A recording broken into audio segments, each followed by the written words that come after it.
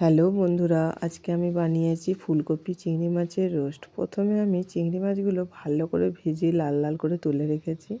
তারপরে ফুলকপিগুলো কড়াইতে নেড়েছি, হলুদ দিয়ে নুন দিয়ে ভালো করে চাপা দিয়ে ভেজে নিয়েছি, ভেজে নিয়ে তুলে রাখলাম। তারপরে কড়াইতে সর্ষের তেল দিয়ে তাতে একটু চিনি দিয়ে পেঁয়াজ বাটা আর রসুন বাটা দিয়ে ভালো করে ভেজে নিলাম।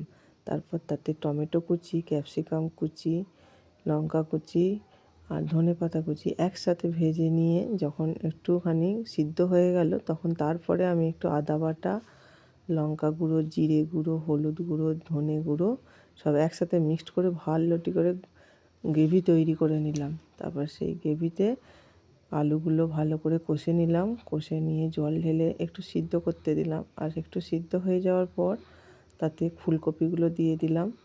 ফুলকপিগুলো দিয়ে সিদ্ধ হয়ে যাওয়ার পরে আমি চিংড়ি মাছগুলো শেষকালে দিয়ে একটু চিকেন মশলা ছড়িয়ে দিলাম।